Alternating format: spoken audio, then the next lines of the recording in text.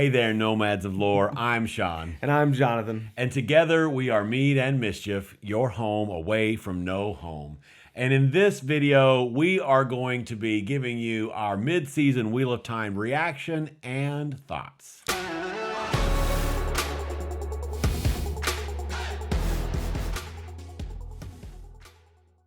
As we've been doing with these, I wanted to give you where our spoiler level for this video is, because we've been trying to be respectful to you guys as best we can with all of that, both book readers and non-book readers alike.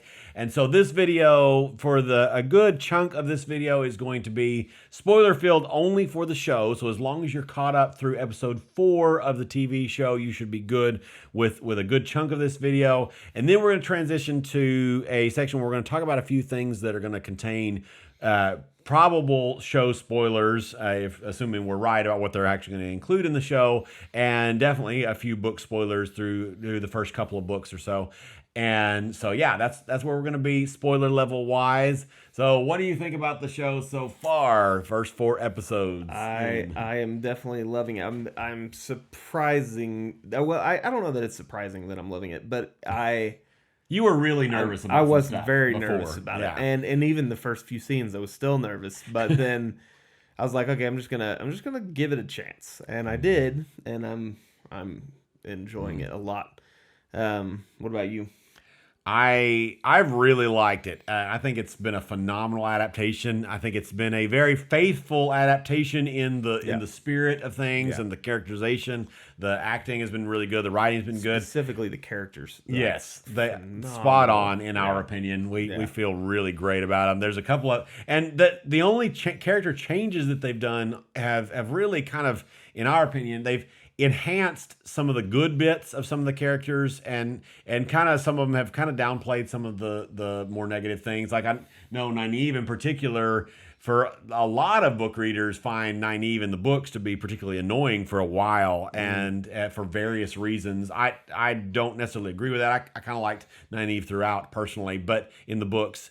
But we've actually had a comment the other day of somebody that said, man, this show is making me actually like Nynaeve. What the heck is happening here? And so they've been able to take some of the better and more likable parts of some of the characters, and it's really, really great. I think a big portion of that also is like the change of age too. Yeah, I know that was a big contingent point for a lot of book readers, the fact that they aged them up. But I think I think that's the only way they could have done it without being kind of annoying. It would have been a very different show. It would have been very different. It would have been a very YA audience focused show. Yeah. And this show is kind of in a place where people who are the age who probably read the books back in the day can enjoy it well. So what is your favorite character so far, or favorite characters? My favorite character right now in the show, which is not the same as in the book, because I think by the end of the books, my favorite book character is probably Egwene. I like several characters. I like her a lot. I'm liking her characterization here. We haven't seen as much, but my favorite character in the show right now is Nynaeve, hands down.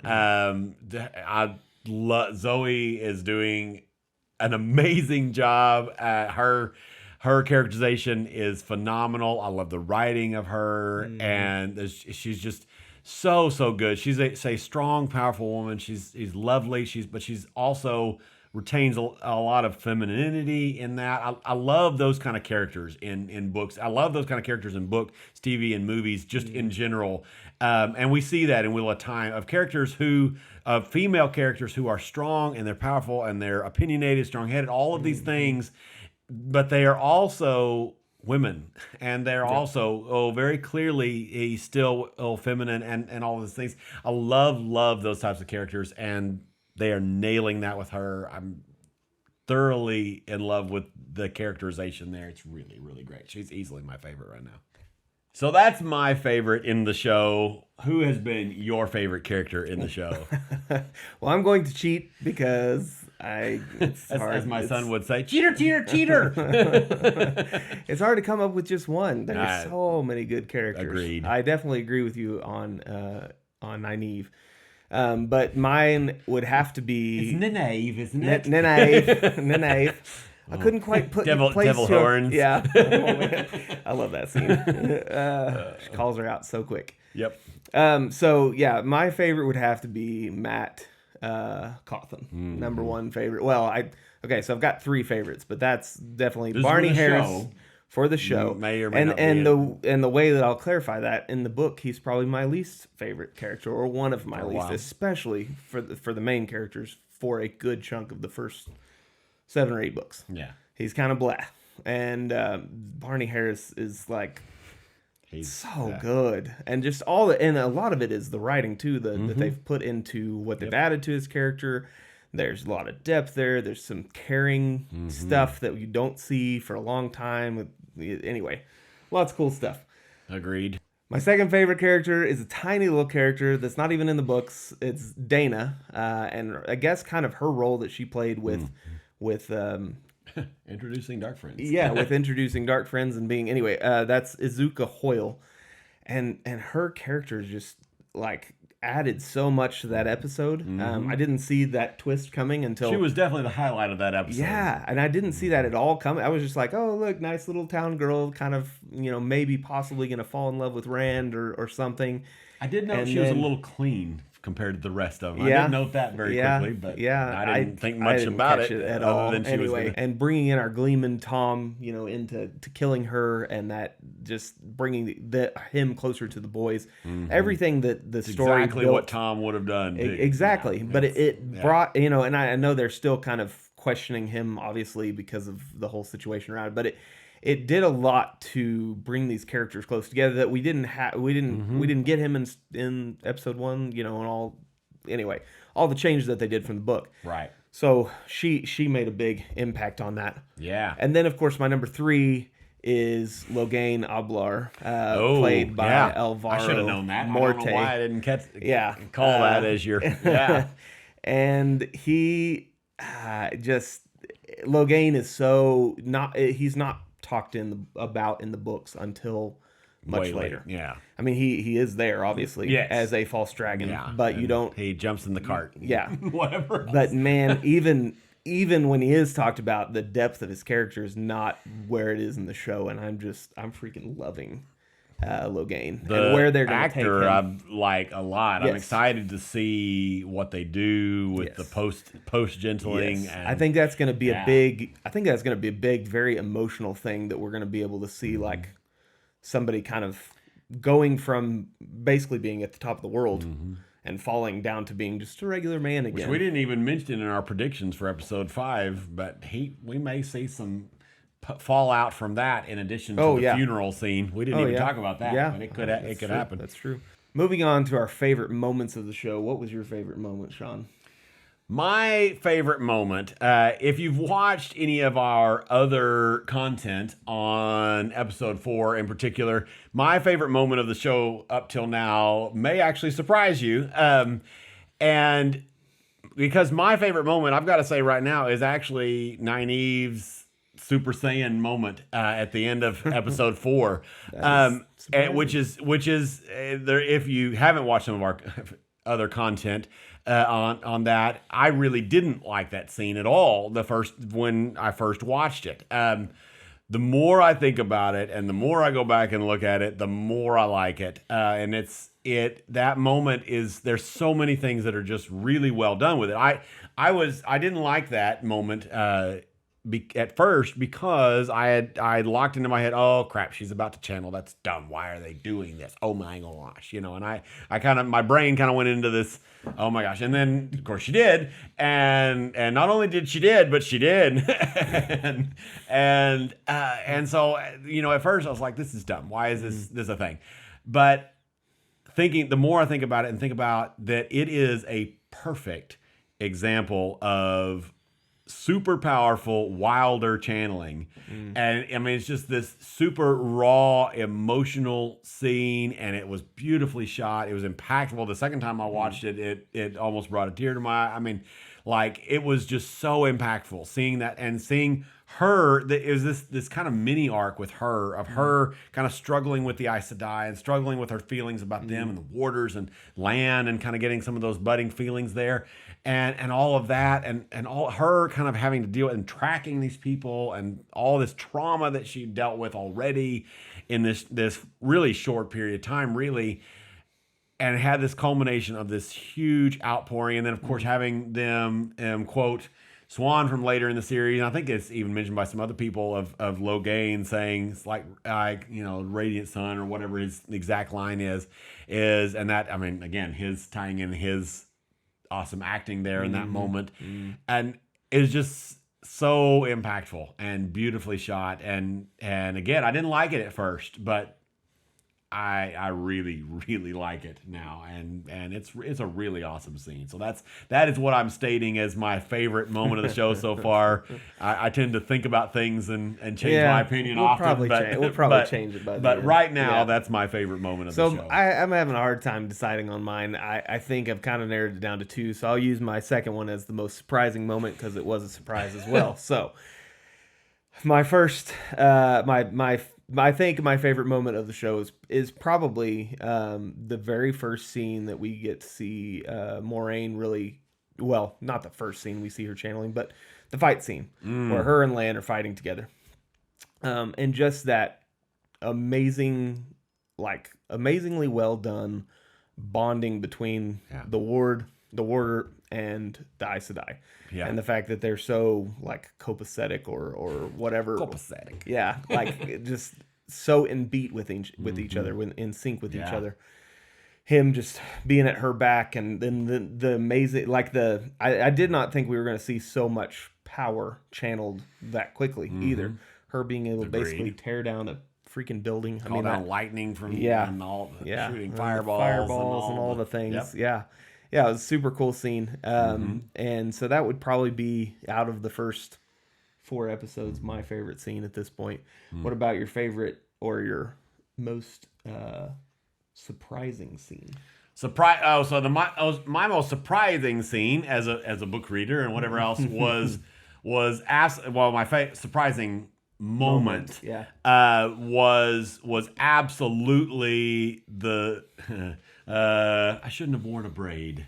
Hey, it's too much like that moment. That was like you said with Dana, the writing surrounding that character was so well done. I thought, like I said, I noted that she was so much more clean, and it's like in a video game where you're kind of looking at different people and characters and whatever, and you've got all these kind of little bit more pixelated characters, and then one is more detailedly rendered, and it's like, okay, I know that person's going to be important, and I felt that way with her. Like I was like, okay, she's gonna I thought she might. I was starting to think, well, maybe she'll come with him for a little while, and she's going to be this new side character, especially when she started talking about wanting to leave. Exactly. That's where my brain was going. I was like, okay, she's gonna matter. She's gonna be important, and maybe something's gonna go on with her. I honestly thought maybe for a very brief second that she was gonna be like a love interest, like the love interest that kind of pulls Rand away from Egwene. To start. Sure. That's a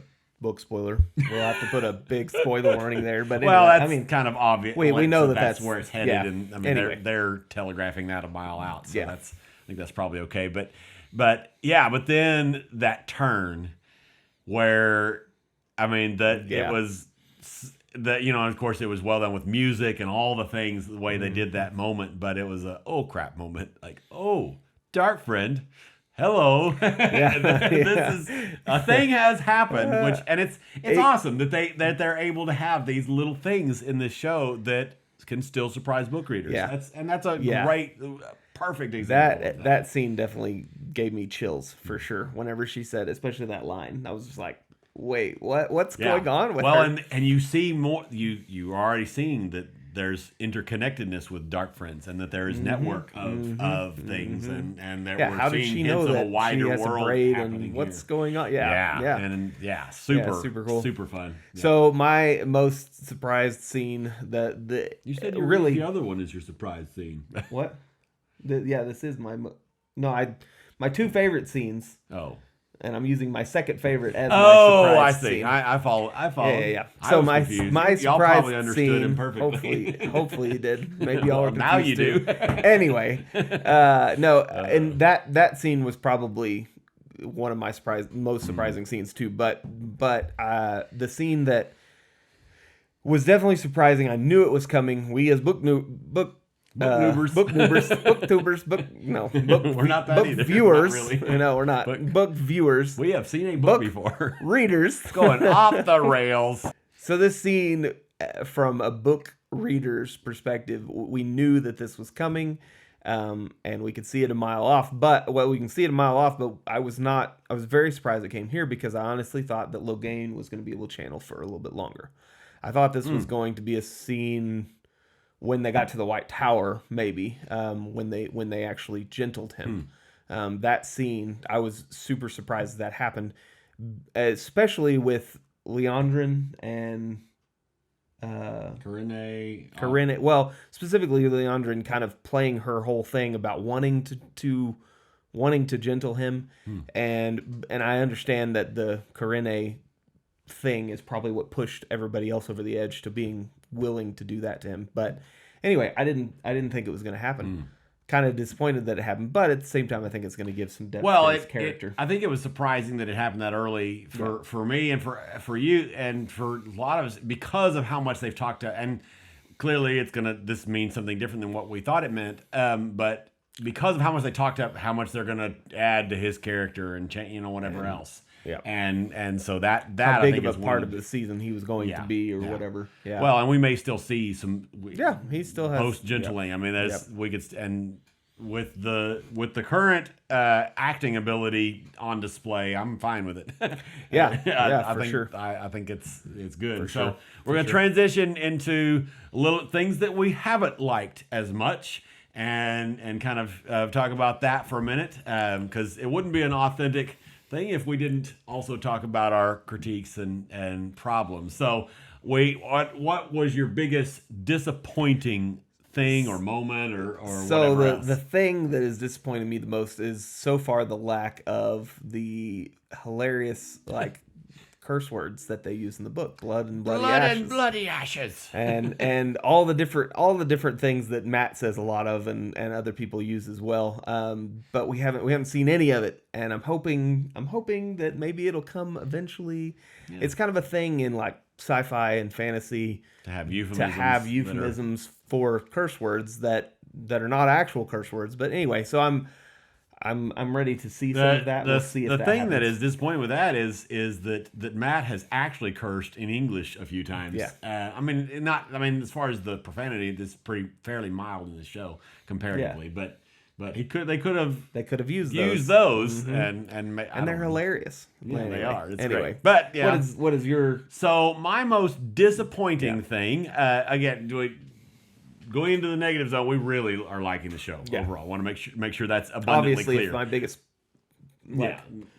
problem is the fact that they're not using some random words from the book. Exactly. Anyway, if that's the worst thing that's happening, then we're probably okay. My biggest disappointment from the show so far was that we didn't get Moiraine's Manetheren speech as it was written, or it's closer to how it was written at least. It was. I've been rereading Eye of the World recently, my second read through, and I had forgotten how epic that speech is.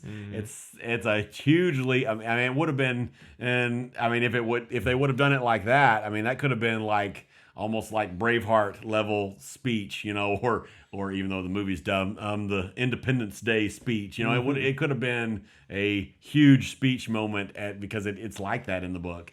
And we got it, and it's fine. Again, this is not ruining the show. It's fine. We did at least get that speech, basically, sort of, much less impactful in our opinion. But we got it in episode 2, so at least it's intact, more or less. But I was disappointed that we didn't get that moment. I think that would have been a really cool ending to episode 1, personally. Yeah, but for sure. Here we're going to transition to small spoiler warning for book 1 ish, and so you can check back if you don't want to see the spoiler. Check back at the time that you see right here, and we'll move on now. Okay, so we have a small concern, I guess, that would be with the way that they're going to with the way that they're going to how they're going to handle doing the Dragon Reborn. We know from at least word of mouth from Rafe that they're keeping Dragon Reborn as being Rand. Right. And so we're both hoping that he actually does that. Yeah, he doesn't pull a J.J. Abrams and straight up lie to our face. If he does, we're out. Whatever, it's fine. But but anyway, no. If that is the truth and he is keeping him, that as being the Dragon Reborn, then we're a little bit worried that for us, for the non-book readers, for the people that don't know Rand and the kind of the boringness of Rand in the first book, we're a little bit worried that it's going to be a letdown. They're like, they've seen Nynaeve channel, they've seen this Logain character, they've seen Matt do some really cool stuff. We've got some weird stuff with some wolves, even Egwene, specifically went to Moraine early on. So we've seen some strong evidences for everybody, well, except Perrin, I guess. But we had the dragon stuff. I mean the wolf stuff with him. We've had sure. I mean it's been mild all we've seen so far with Rand is him being able to smash a door down, which may be too subtle. And the dreams, but they are all having the dreams supposedly. So. Anyway, so we're just a little bit concerned that it's going to be a letdown for everybody else. So I'm wondering how they're going to, and maybe they do that. Maybe the way that they present him, maybe it's a twist, and that's we're just afraid because he right now is probably the most boring of the E5. He, in our opinion, I think you agree with me on this that he's. That's fairly true to the book. He's one of the most boring of the E5 at the beginning of the series too. That's probably tied between him and Matt, in my opinion. But yes, I thought Matt at least had some comedic. But I guess whatever. That's I mean, that's not the point here. But and he is kind of that in the show right now. Yeah. Like he's there's not a lot going on with Matt. There's been some subtle. I knew I was going to do that in this video. To Rand. There's been some subtle hints that they've done, like as far as the hair of the Aiel. And I don't know that everybody, I don't know, especially non-book viewers, like, an Aiel, who the heck is an Aiel? Well, and maybe when they bring Loyal, bring Loyal in, they can have him make his same mistake that he does in the book of I've never seen an Aiel out, and whatever. And so they may do, so they could still do it. Like they could still give some more signals that make it not be like oh my gosh, what the heck are you doing? This is dumb. I don't like this guy. What have you done to us? We're out. We're not watching this show anymore. and that's our and it's like the book readers are going to be like, yay, Rand. They're all going to be like excited. But we're curious. And maybe that's a better word than concerned. But we're curious how they're going to. Introduce them. Introduce the Dragon Reborn. Do that twist or that change or whatever else. So now that we're out of spoiler territory, we're going to talk about some exciting things that we know are coming. Us book readers, you'll know exactly what we're talking about, but we're going to stay away from giving any kind of direct spoilers to the scenes that are happening, but you'll know what we're talking about. So super excited about the climactic ending with lots of things going on. People doing probably different some things, fighting things happening, some fighting stuff, and that kind of scene. I'm super excited to see that, and maybe some Dragon Reborn stuff that goes along with that. I think I'm very interested to see how they handle all of the visuals from the Dragon Reborn and the intense things that go on surrounding him. I guess that's a good way to put that. Yeah. So what about you? Put that. So I'm really excited, of course, about that as well. I'm really excited about when we finally meet the Amyrlin seat, which looks like it's going to happen in episode 6 at this point. So I'll have less time to wait for mine than yours. Yeah. She's one of my favorite characters, and she's played by Sophie. I'm probably going to mispronounce her name, but her last name, but Sophie Okonedo, who is a phenomenal actress, and so I'm excited about her portrayal of the Amyrlin, and I'm excited about how all of that's going to go on. We're probably going to get a lot more political stuff that we've already gotten a taste of. That's going to be done really well. We're probably going to get a lot of White Tower, Tarvalin, Game of Thrones houses. That's not a spoiler, right? That's a title for things. Nope. All of that not. That may be confusing for where I don't think we're going to go into super dark, grim dark Game of Thrones. For those of you who that's not what I'm talking about. Just making a play on words, Game of Houses. And so we're going to get some of that. I'm really excited to see her characterization in particular and then all of that intrigue and politics surrounding that. I think there's going to be several cool things in that particular episode. We'll give you some predictions when we get there.